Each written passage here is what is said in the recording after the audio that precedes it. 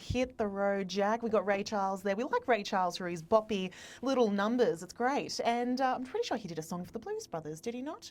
Maybe? Shake your tail feather? Oh, I'm not sure. I'll have to double check that. Could be wrong. We also had the Swinging Blue Jeans, Hippie Hippie Shake, another boppy number there, and Wham! Last Christmas, arguably the best Christmas song. But yeah, that might be a topic of contention. But look, it is 16 past 11 here at DCFM 88.9, and I am joined by Matthew Dickerson in the studio, our Dubbo Mayor. How are you today, Matthew? Definitely Ray Charles in Blues Brothers, Shake Your Tail Feather. I was right. The wonderful scene in the music shop where they come in, where the Blues Brothers come in and put the band back together, and Ray Charles was there. I'm showing my Megan's movie moments Exactly. credentials there. No, I wasn't sure because I was like, I am notoriously bad at remembering those specific details, but there you go, Ray Charles, we love it. And look, so glad to have you in here to talk to us today, Matthew, about Dubbo and what's happened this year and what's coming up next year. So tell me, as far as 2023 goes, it's been a big year, hasn't it? It has been a big year, and it's actually quite amazing when you sit back and think about the year, which obviously I did to come along and talk to you about the year, and you think about the things that have happened throughout the year and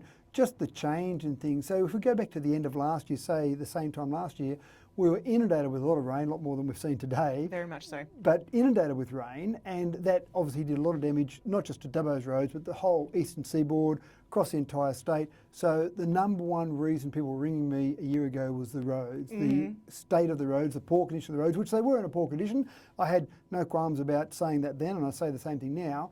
So at the beginning of the year, if you think about 2023, at the beginning of the year, people were talking to me about roads, roads and roads. That's what people ring me about. Fix my roads, please make things a lot better. So that's obviously changed throughout the year. We've actually had extra money from the state government, both the last state government and the new state government, to do some work on the roads, and we've had the time and the dry weather, or drier weather, to actually be able to spend some time actually fixing some of those roads. So they're in much better condition than they were a year ago. And even the other thing that was a big topic of conversation at the beginning of the year was the Macquarie River North and South Precincts Master Plan. Of course. So there's a lot of discussion around that, and a lot of people talking about what those two master plans should and would look like. That eventually went through council. We've got those master plans now, and we're working towards those, and that's a 20-year process to actually realise those. Not going to be done in just 1 year, is it? That would be a big year. It would be a big year, that's right. So the things that people were talking about then compared to now have changed quite dramatically, but there's certainly a couple of things that in my mind were the big topics a year ago, and now, well, they're not really topics that people ring me about and discuss with me at the moment. That's right. Well, one of them that people are probably ringing you up and discussing with you is a particular toilet block over in West Dubbo, am I right? We have done fantastically with this 3D printed toilet block. 3D printing is being used all around the world. There's different countries that are using it for housing, and we certainly last year, in May last year, said we should reserve 4 blocks. It's a council resolution to reserve 4 blocks of land in a future release of Keswick Estate, specifically for 3D printed housing. Now, as part of that going forward, we said, well, in the budget from several years ago, there was money in the budget, $300,000, to replace the Macquarie Lions Park West Dubbo toilet block, the amenities block there. So we said, well, we're replacing that.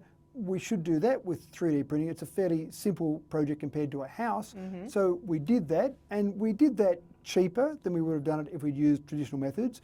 The overall construction, if you think about how prices have gone up in the building game, from 2019 to 2023, the conservative estimate is building prices have gone up by 30%.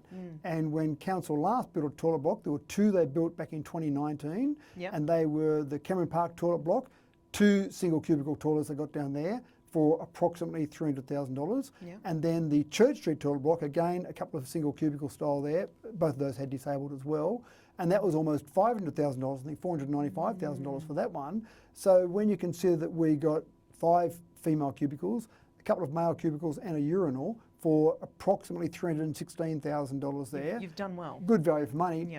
But also, we are the first government of any level, local, state or federal, to use 3D printing infrastructure, 3D printing technology to print any piece of public infrastructure.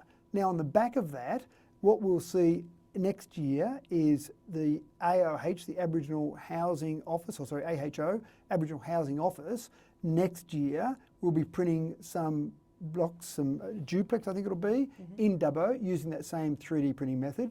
I know I've seen some emails from some of Chris Minn's advisors, the Premier. He's going to look at some of the 3D printing technology to see how they can use that. We've also got some discussions that we've had certainly with Minister Rose Jackson, who's got a lot of portfolios, but including housing, talking to her about how 3D printing might be used to help solve the housing crisis. And even Minister Jenny Aitchison has been here to Dubbo, have a look at the 3D printed toilet block we've got here. The other one is we've got a developer at the moment who's looking at building 60 houses in Dubbo using that same 3D printing technology. So that has been an absolute raging success in terms of demonstrating what can be done with 3D printing technology. That's right. It's opened up potentials to solve an issue that has been plaguing Dubbo for quite a while now. Well, it's not just Dubbo. The housing crisis is across the state, across the nation. People are looking to see how you can solve this particular problem. So it's almost a tourist attraction in its own right. When they were here printing that particular facility earlier on in the year, everyone was keen to have a look, weren't they? Unbelievable. I joked that we should have charged $10 a head and we would have paid for the cost of that toilet block. Oh, jeez. But people are still going there now. Just If you spend any time, I ride my bike past there and there's people coming along just looking at it, walking around, expecting it. So there's no doubt about it that people are fascinated by it and people have travelled from a long way to actually look at that particular piece of infrastructure. Well, speaking of people travelling a long way, visitors. So Dubbo has had a pretty successful year. We've had a lot of major events, haven't we? We had the Touch competition earlier this year and all kinds of other ones that have drawn a lot of people to our region. Can you tell us a little bit about visitor snapshot over the year? Yeah, sure. So $450 million is what we estimate was injected into the economy from our visitor economy.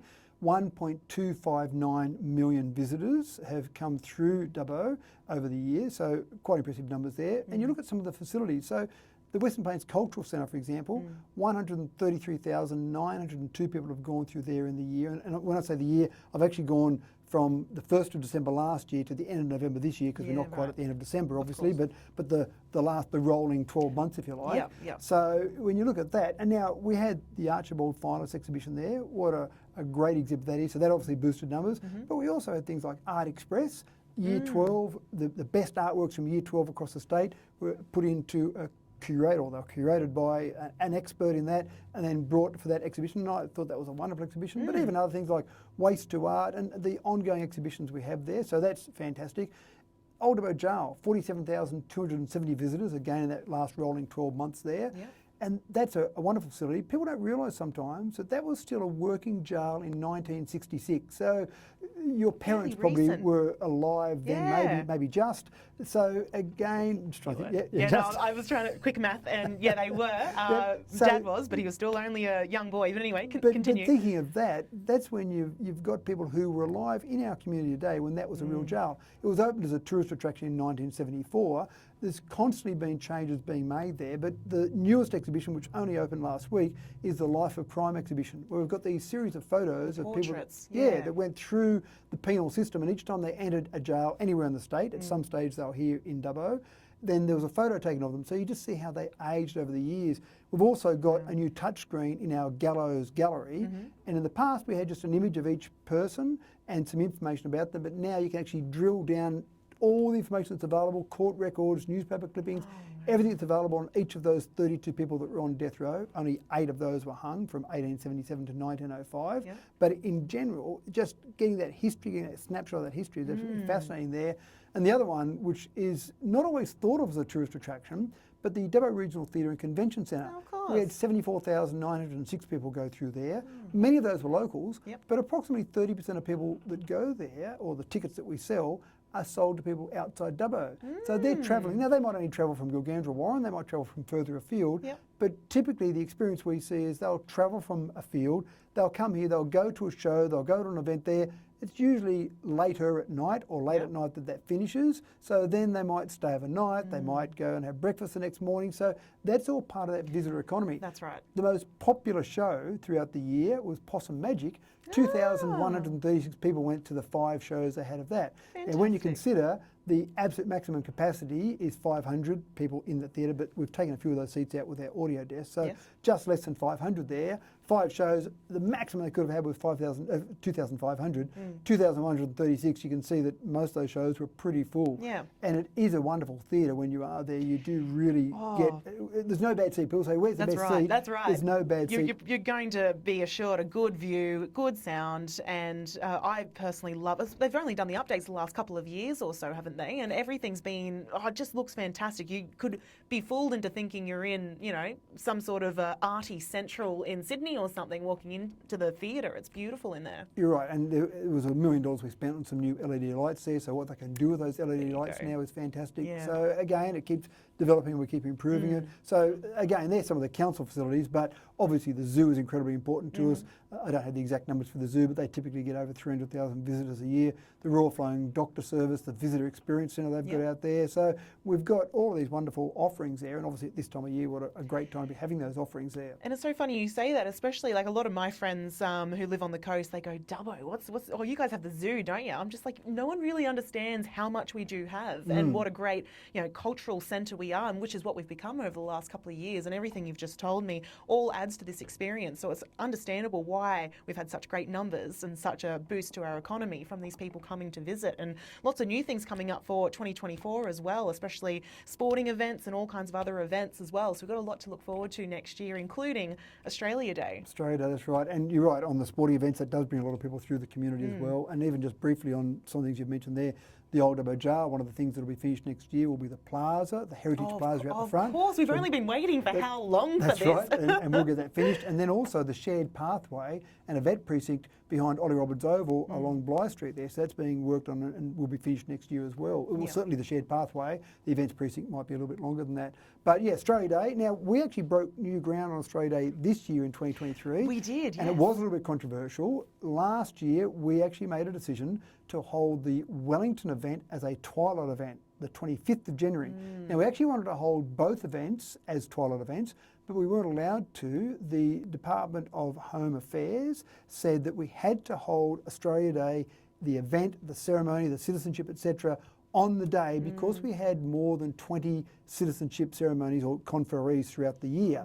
So that was something we were locked into that. So I did argue the toss for several months with the federal government around that, and I lost the argument. We were going to have the ability to actually make people citizens taken away from us if we went ahead with that for Dubbo's Australia Day. So we put Dubbo on the 26th, we put Wellington, because they had fewer than 20 conferees throughout the year, on the 25th of January, and we also added an Aboriginal speaker to the program for both of those events. Again, there's a little bit of controversy, some people weren't overly happy with that, but after both events, people said, that was fantastic. There was more great things said about it than the cons, so to speak. That's right. We loved the context of an Aboriginal speaker for the Dubbo event, and we actually quite enjoyed the Twilight event. So we're doing the same for 2024. Doing a Twilight event in Wellington. We're doing the Australia Day event on Dubbo. We're actually staying there at 8 o'clock in Dubbo. We're staying at 6:30 p.m. in Wellington, so a little bit cooler in the evening there. And interestingly enough, Andrew Giles, the minister, actually made a change to the Citizenship Code after our arguments, and probably there were some other councils that argued the same way, that you do now have permission to change your Australia Day outside, the event can be outside the 26th of January. So we could actually change that for Dubbo for next year as well. In the end, councils decided, no, it worked well this year, let's stick to that same program for next year, look at it again in the future. But again, I think we really broke new ground there. Yeah, no, absolutely. And another good thing as well, we've just had the announcement of our Australia Day 2024 ambassadors, which is pretty fantastic. So, folks, you're hearing it first here. No, you'll probably hear it in the community buzz too, but we have had the announcement that the Dubbo event will be welcoming Sam Cawthorne, who I believe is the CEO of, I'm not sure, it's a company. He does some motivational speaking. He got some, and he actually tries to help young people get involved in the speaking game. So he had a tragic accident many years ago, and was, I think he's actually lost one arm, but he certainly had some issues from that accident. But he's gone on to create a speaking career, but also help other people go through that. So that'll be fascinating to hear him speak. And Wellington, we're welcoming Reese Muldoon this year. So we've got a couple of people who are sort of locked in and is going to help. And the presentation, I believe there's a presentation award for the Australia Day Awards as well that's happening in Dubbo. Is that right? That's the ceremony? we have the Citizen of the Year and the Sports Person of the Year and the young versions of those, and so a number of different awards that we give out in both Wellington and Dubbo. And the ambassador, part of the job for the ambassador is really to come along and talk to us, tell us their story, basically make us feel good about Australia. I'm sure somewhere written in their contract is make people feel good about being Aussies. I love that. So that's part of it. Obviously we do a citizenship ceremony here in Dubbo, and that's exciting as well. We do a number of those throughout the year. 193 citizens we've conferred throughout the year, which is Very, very big welcome to all of our new citizens. That's Isn't right. that fantastic? And people say to me, what's the most exciting part about being mayor? And I say, number one, definitely is talking to Megan on DCFM. Oh, stop. Outside of Flatterer. outside of that, making people citizens. I think that's an incredibly exciting thing I get to do, and something that's a huge honour for me to do that. But also the buzz in the room, people are so excited because they're becoming Aussies. So That's couldn't get exactly much better it. than that. And settling in an amazing community as well. Yeah, so, that's right. And then the other part the ambassadors do is help hand out those awards. Yep. And again, Reece Muldoon, people would know him from the silver screen and probably from the small screen as well. So there's a number of movies and TV shows that Reece has been involved with. So people will be excited to pick up the Australia Day Award if they win one on the day from Reece, or just even talking to the ambassadors. Yeah. So again, it went well this year from that, and next year obviously I assume will be pretty much the same. Anticipating a good event. Yeah, that's right. But again, just those subtle changes, I think, just to recognise the 60,000 years of Aboriginal history in this nation. And I think that's nice to recognise that as well. But you'll end up then with 3 speakers on the day, an Aboriginal perspective, you'll have an ambassador, and then in Dubbo, I'll speak and give a Dubbo context. In Wellington, the Deputy Mayor, Richard Ivey, speaks down there. Yep. I still go along and attend, but I think it's his community. He's a Deputy Mayor, he's from Wellington, and I think it worked quite well when he spoke this year. And I'm happy to sit there and spectate and hand out some awards as well. For sure, and I guess it'd be really, really busy for you if you were going to do the same thing at both events. You'd be, yeah. Yeah, look, it's doable, but I just think out of respect for Wellington and out of respect for the Deputy Mayor, I'm quite happy for him to do that. It doesn't have to all be about me, it's all about the community, so I'm quite happy to share that role around. And we get most of our councillors turn up, and we also invite all former councillors. So we get a lot of the former councillors come along to both of those events, former Wellington councillors, former Dubbo councillors. So it's nice to have them involved as well. And it's nice, bit of respect. There's a couple of things throughout the year that we get former councillors involved in. Dubbo Day is one of them, for example. We do it Australia Day as well. It's a nice bit of respect to say, thank you. You contributed to Dubbo in the past. You're not doing it at the moment. That's fine. You've spent how many years you've spent helping us out. So it's just a nice bit of respect. If we can have a couple of extra chairs in a VIP area for past councillors, then that's the least we can do, I think, for them. I love that. Just a bit of a recognition for everything you've done and even continue to do. Like a lot of people who are were former councillors still have a very strong sense of community involvement, community spirit in Dubbo. So 100%. Good on you. I love that. And look, we've talked about 2023. Talked a bit about what's coming up 2024. Christmas. Let's talk about the present. How are you going this Christmas? You got an exciting day coming up? I will have an exciting day. It'll be one of those rare days where I'll be able to sit down. I probably don't get too many phone calls from the public on Christmas Day. You might even get to sleep in. Well, I'll have a couple of the kids home. Not all the kids can make it home. So probably not then. So probably won't get to sleep in.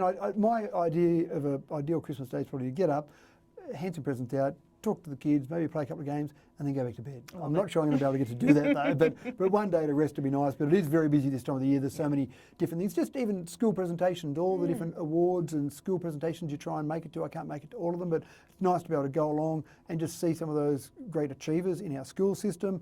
Just the number of Christmas functions, seniors' Christmas parties. I've done a number of poems for a number of seniors at various functions that we've been at. So it is a busy time of the year, so it'll be nice on Christmas Day just to stop, take a breath. Yeah, for sure. No, and we all need to. We all need to take that breath and enjoy some prawns and maybe some beers and some swimming. Although, I don't know, we might be getting rain on Christmas Day. Well, yet to be determined fully. You can still swim in the rain. You're not too worried about getting wet when it rains, are you? No, exactly. You're not worried about that, are you? But anywho, it's really, really great to have you on and to talk to me. We're almost time up. But is there a message you want to give out to our community, particularly during Christmas? Well, before I give that message, just one last thing. Yes. Just go on the website and check for closures. So most of our facilities, in terms of our tourism facilities, are only closed Christmas Day. So most of them are still open on all the other times around there. And Old Dubbo Jail, perfect example.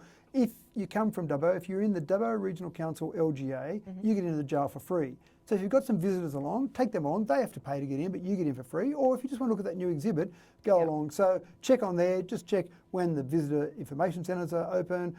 Things like garbage facilities, they continue to run. So Christmas Day, if you're normally getting your rubbish picked up on Monday, you'll still get it picked up on a Monday. So our garbos are out there doing great work. Just check all those different council facilities when they might be open. But obviously, apart from that, the real message from me, from council and from all of our councillors, is obviously an absolutely wonderful Christmas. Everyone have a wonderful Christmas, a relaxing time. obviously be safe. We Yes. want to hear that our people are being safe out there, but having a relaxing time with family, with friends, and then look forward to an incredibly exciting 2024. And I think there are a lot of things that will happen next year. Very exciting. In fact, the announcement was only made today that our renewable energy zone is being upgraded from a 3 gig to a 6 gig renewable energy zone. We need more time to talk, Matthew. There's too many things to touch right, on, but this was really important as well. That's really exciting. But I think next year will be an exciting time, and we'll do our best to keep solving all the problems and all the issues for our community. Yep. But rest assured, take it easy around Christmas, and I'm sure everyone will be coming back firing on all cylinders next year. And speaking of coming back, we will have you back in the new year to thank you. properly talk about everything that's happening as far as the res goes, because that is a really hot topic at the moment as well. A lot of us are really excited to see what's going to come from this. But other than that, lots of other things coming up for 2024. But thank you so much for coming in and talking to me. And yeah, it was so great to see you again, twice in one day. How lucky are we? Always my pleasure. And thank you to DCFM as well for allowing me to come along and talk to all your listeners about what's happening at Council. Oh, absolutely. Our pleasure. And look, it is 25 to 12 here at DCFM 88.9. So we're going to say goodbye to Matthew. Thank you again. And yeah, let's move on to some more music. Oh, right after this.